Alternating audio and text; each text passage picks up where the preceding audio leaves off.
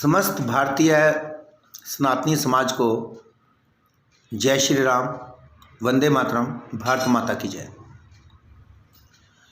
देशवासियों, पिछले दिनों ओवैसी ने एक स्टेटमेंट दिया कि योगी मठ में चले जाएंगे और मोदी पहाड़ों में चले जाएंगे तो तुम हिंदुओं को कौन बचाने आएगा। ये जो सनातनी समाज को ओवैसी जैसा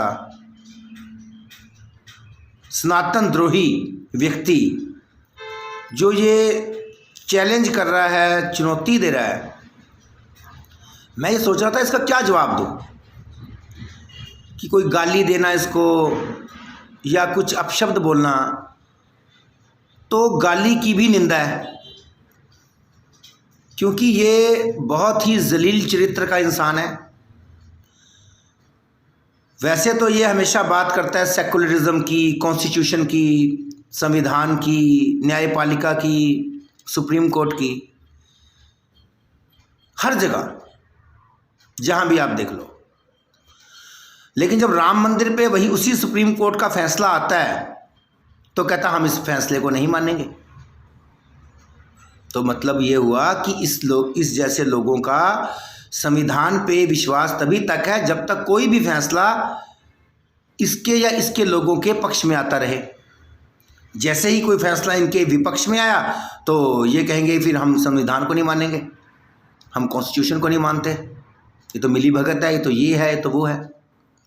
तो ये इनका बहुत ही ज़्यादा दोगला चरित्र और दोगला चेहरा दिखाने के लिए ये बात पर्याप्त है।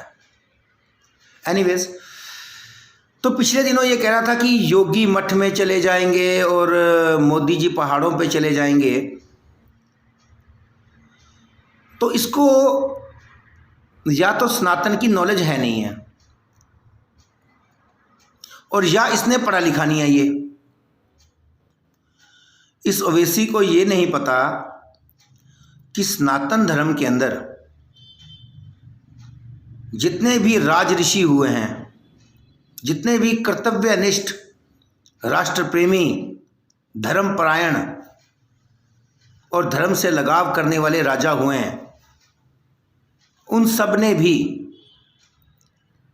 वानप्रस्थ की ओर प्रस्थान किया।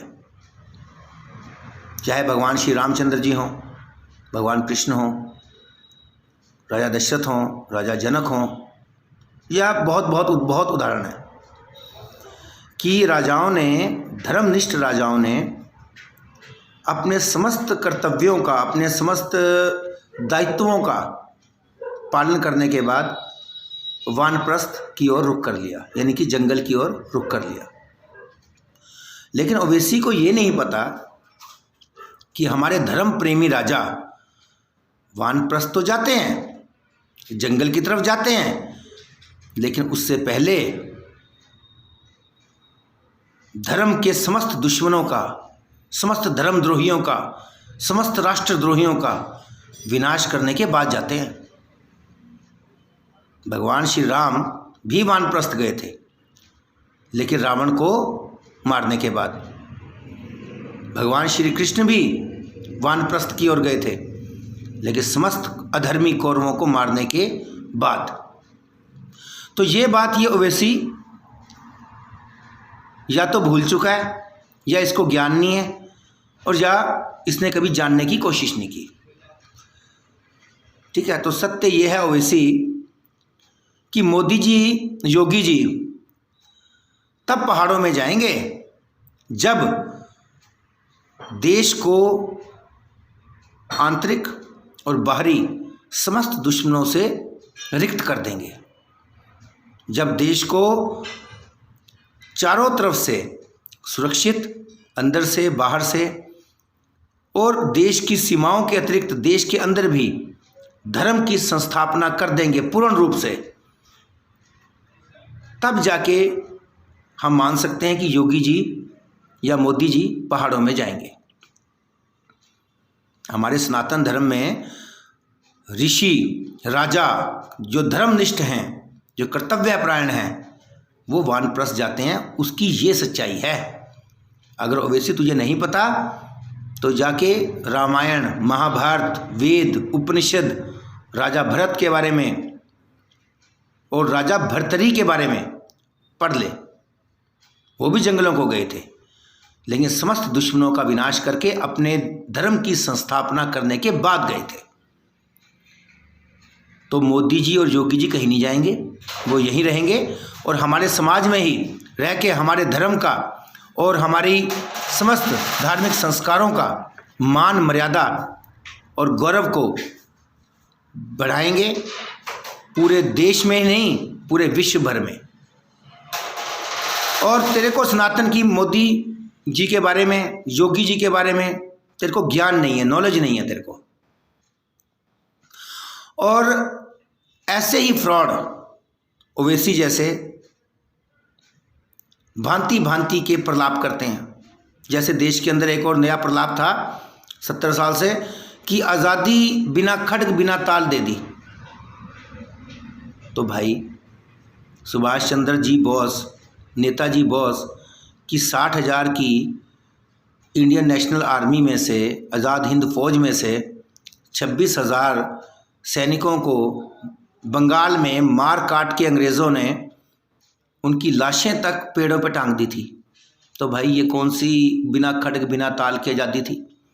और दूसरी बात, इस देश को आज़ादी कभी मिली ही नहीं। ये ट्रांसफ़र ऑफ पावर है, आज़ादी नहीं है कि जिन गांधी जी, नेहरू जी बड़े बलवान थे और उन्होंने जाके छीन ली आज़ादी। ऐसा कुछ भी नहीं है, कुछ भी नहीं हुआ। वो सीधा सीधा ट्रांसफ़र ऑफ पावर है।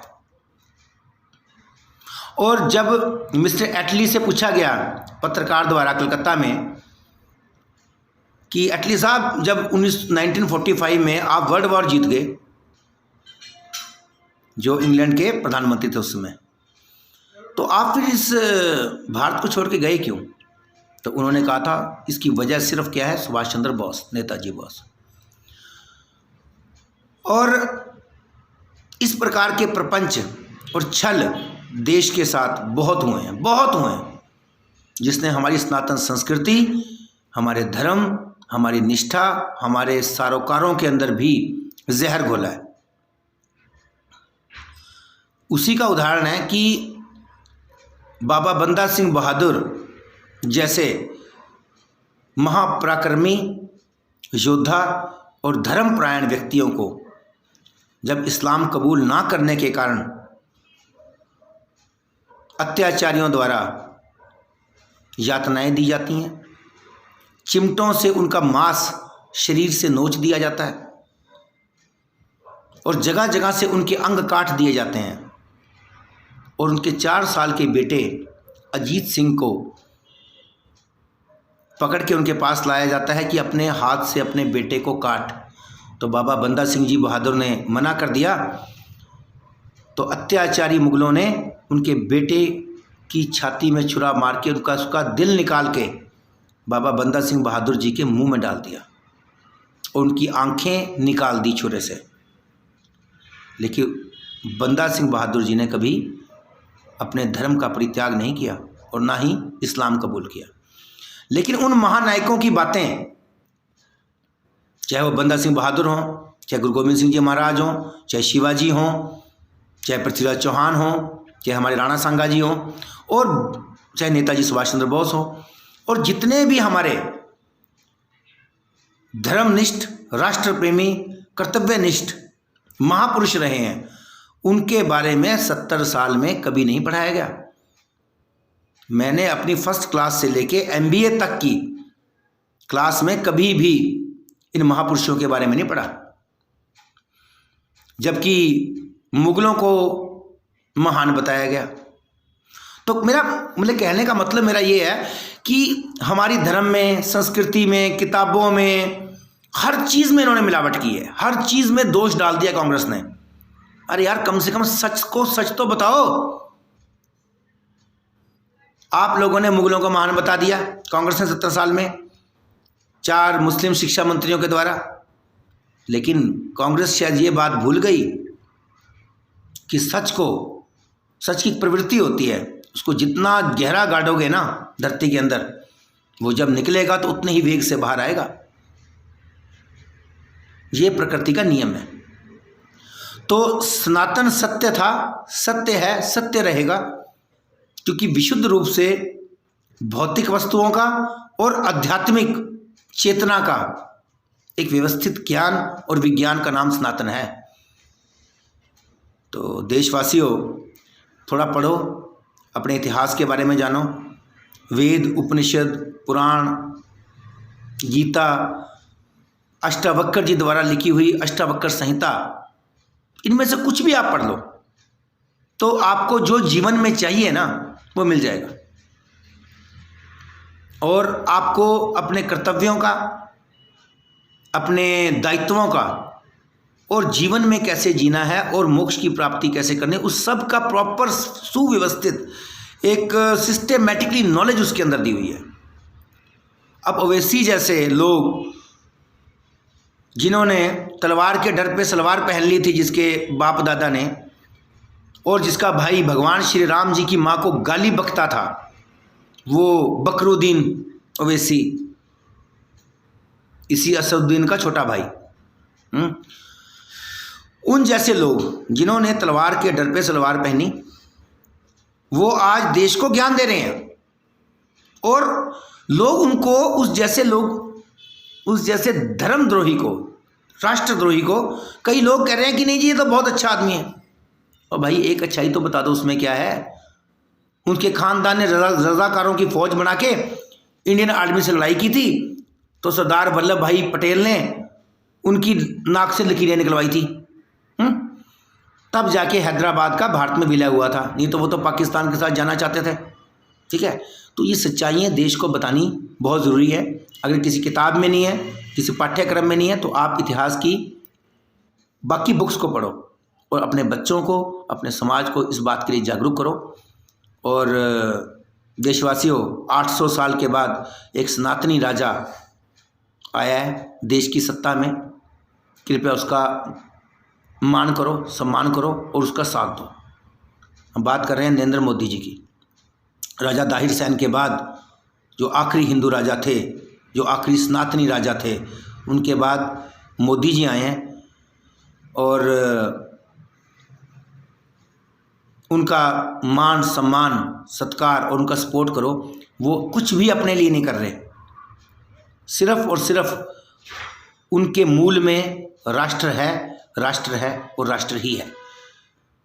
तो सनातनी भाइयों, मेरे हिंदू, सिख, जैन, बौद्ध भाइयों, अपने कर्तव्यों को पहचानो, अपने धर्म का निर्वहन करो और अपने बच्चों को अच्छे संस्कार दो। और जो इतिहास में जितनी भी करप्शन हुई है, जितनी भी मिलावट हुई है, उसके बारे में अपने बच्चों को, समाज को जागृत करो। जय हिंद, जय भारत, जय श्री राम, जय जय श्री राम।